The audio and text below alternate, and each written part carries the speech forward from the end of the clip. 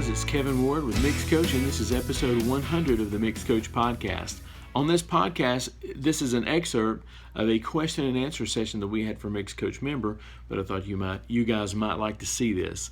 It's a topic on mixing background vocals to sit well in a mix. I'm going to give you a couple tricks in my workflow, so enjoy this.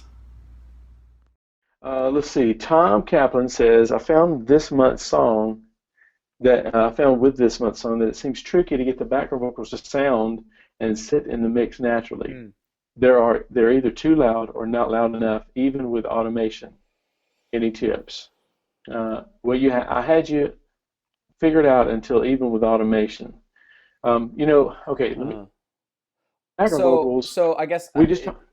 Can I ask one question before we dive into that? Absolutely. Have you thought about the hierarchy of mixing? Have you removed the lead vocal and like the lead elements and then tried to place it then and then put those things back in and see how that feels? Because like that's the very first thing that I do whenever it's like, man, I can't get these to sit right. It's like, okay, what needs to be louder than them? And you peel all that stuff back and then you put them in and then you bring it back. Or do it in mono, placing them in mono and then unmonoing it, and that'll help a lot too. But those are my like initial like very first.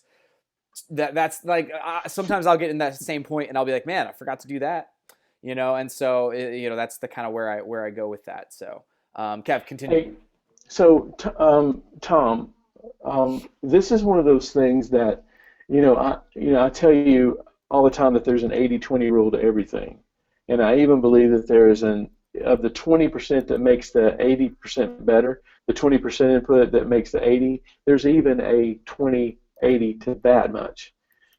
And that's why I want to drive into the fact that you're looking to make the vocals sit in the mix the way you do, that's a good sign. Okay, so with that being said, I was listening to a record that some friends of mine are doing, and this guy that charges a lot of money to mix their thing, and they brought it to me to listen to on my monitors because I've purchased a nice set of monitors that I like and a lot of people like, and they wanted to listen to it on there. And what I told them was, as an engineer, I would rather bring this vocal up right here, because they were saying the vocals are loud on this song, but they're not loud. But they're not loud on this song. I mean, it was just kind of all over the place a little bit. They're loud on the song, but they're not loud on the song. You know what I mean? In my analytical mind, I'm thinking, what are they saying? Yeah. So I started listening to the vocal, Tom, and I said, listen to this, rewind it, and we listened to a phrase, and I said, the word "the" is low. The rest of the line is fine. If you push the vocals up by 1 dB, you're not going to be happy with the mix, because now the vocals are going to be loud, and you're going to think I made a mistake because now the vocals are too loud. I said, listen to it word by word and even syllable by syllable, because what we found and what I tried to drive home to them is like, this line is good. This line is about 1.5 dB low. If you can tell him from 36 seconds to 39 seconds, bring that phrase up 1 dB. They will love you. This engineer will love you and say, this guy really knows what he wants. Yeah. But if you go raise the vocals 1 dB, now they're too loud, pull them back down 1 dB.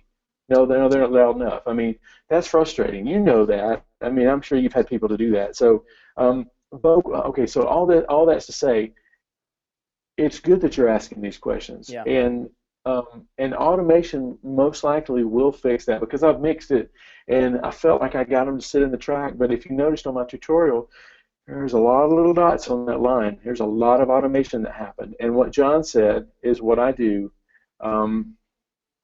is take the mix apart down to that level. If you think about it in a triangle, with the top of the triangle being the most important element, which is the lead vocal in most cases, and then you come right down one level from that, it's probably going to be either, in this case, orchestra or background vocals. And let's just pretend that it's background vocals. Take the lead vocal out, put it down to the side, and mix it like it's the background vocalist's record. Now, you will probably mix the background vocals a little too hot at that point, but you need to make sure that you don't miss the, and that you hear the S on the end of the word if it's plural, and you hear the K plainly and naturally. because when you do that, when you put that much effort into it, the background vocals are going to sit in the mix, and then you Yeah. move to the next level, you will probably never have another problem with the background vocals that you need to do that. Now, I do that with clip gain. I do it with compression to some extent, but not a lot. On an open thing like this, I usually do it with automation and clip Yeah. gain. So, I've been doing it since I've been able to use clip gain. I've been doing that a lot because I don't want to abuse the compressor, because I right. don't want that character to come out when I don't want it to. Yeah. So anyway, so Tom, that's the long answer. The short answer is that the tips are what we said. Take the lead vocal out and just automate. Because when I was in Hollywood the first time at Capitol, and I got to make Steve's acquaintance, I would ask him about some of these records, and he said, I would ask him about his name just left me. Is it Ed? The guy that mixes the Diana Krall stuff, Michael Bublé stuff. That Steve works with a lot. Oh man. Oh, I can't remember his name somebody right help me here. now. Somebody's gonna chime in Anyway, here. It's totally left my you just mind, went. man. Oh my gosh. And now all I can think of is Ed Cash, but that's not right. Oh man. Oh, anyway, it's beside the point. I'll think of it in a second. But I'm gonna Google. he rides the vocal like crazy. Yeah, and he rides it as it goes into tape as well. So Yeah. I mean, and it's So amazing, So something stripping this back to the basics. So back on, I guess it was, when was it? It was earlier this month. It was 2 weeks ago or so. We were talking to some people from the Platinum group, and one of them had mentioned, we commented, "Hey man, your vocals are just like perfectly in clean." Al Schmidt, that's it. And so yeah, thank you, Horst. That helps my brain a lot. The little dudes in my brain were searching through file folders, going, "What's his name?" and just throwing things all over the room. I thought I heard that voice. Absolutely. Anyway, so stripping this back to kind of the basics, you can automate this a number of ways, and so if you go back to kind of the clip gain like Kev was talking about, or if you're not in Pro Tools and there's not really a clip gain equivalent, what you can do is you can send it to an aux track, and that put your compressors and things on the aux track, and so you're automating on this one over here. So before it goes to the compressor, you're automating it, and make sure you bypass all of your compression and automate it to where everything's even there, right? Then send it through a little bit of compression, and then listen to it there as well, and then maybe automate it a little bit after the compression if you need it. But they did that, and that process really can help to even things out and can help to really like hone things in. So where it's like if you catch something here, or maybe the release of the compressor wasn't fast enough over here, and so you can bump it up over there. So there's a little bit of a dance that if you have time to do that, as a learning exercise and as hey, I really am struggling with this. Why am I struggling with this? And you work through that process, you can kind of identify where the hiccup is if you break it down into its elements. Because sometimes the way an attack on a compressor hits or the way a release on a compressor hits, that can really feel like Kev, like you're saying, it can eliminate a word. And if it's eliminating a word, but you're automating it and you're trying to push it up, and it's a losing game. A lot of times. And so just breaking things down into its constituent elements and doing things without that processing, and then bringing in that processing and then doing it again after the fact, it can really help to identify where some issues might be. Another thing, so the way I work through background vocals is I mute everything that goes above them, and I put it in and I listen to it and put it in mono. And a lot of times, like if you have time to do this on this session, there's a couple of different, if there's like stacks or things like this, get one of them to where mix it as if that one is the lead vocal, right? Then mix the other one as if it's the lead vocal. Then mix them together in mono as if they are both the lead vocal, and let them match each other like right along the way. and then bring in the next part, and then bring in the next part, then mix them all together. So like do it in stages, especially because you're having issues with her, because you're learning here what potentially would be another issue. This is all going to be knowledge that you're going to be able to apply forward and in perpetuity. So you're going to be able to like take this knowledge and the time that you're putting in now and say, I'm going to quickly identify that this was where I had the issue, and this is how I fix it in the future. And as you do this, and as you kind of spend the time to do it this way, this time, it will really, really help you in the future. So those are just some tips to do it. If you're doing it on a control surface, you can do things, multiple things, ride things at the same time.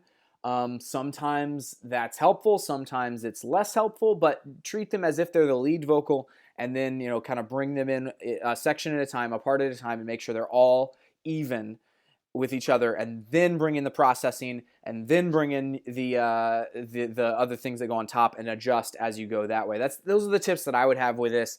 Another thing is, if you're using some sort of a processor, so if it doesn't feel like it's the same room, sometimes they can stick out, or sometimes they can basically feel like they're not laying correctly in the track.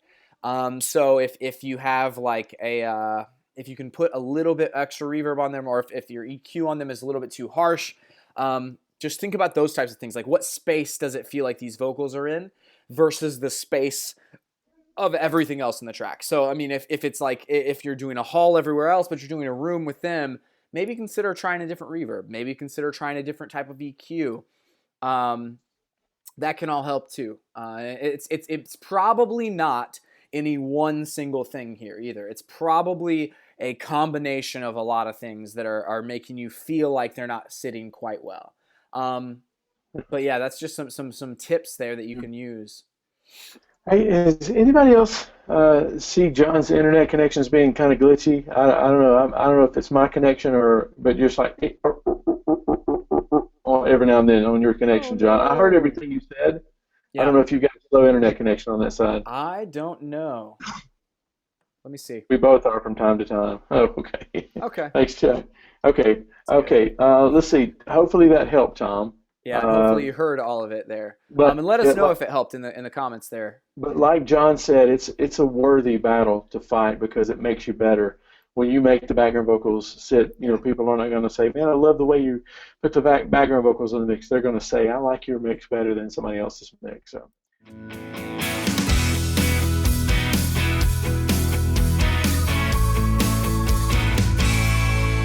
The MixCoach podcast takes both submitted questions from our free members and live questions from our pro members. And if you would like to submit a question or find out how to become a pro member, head over to mixcoach.com/free.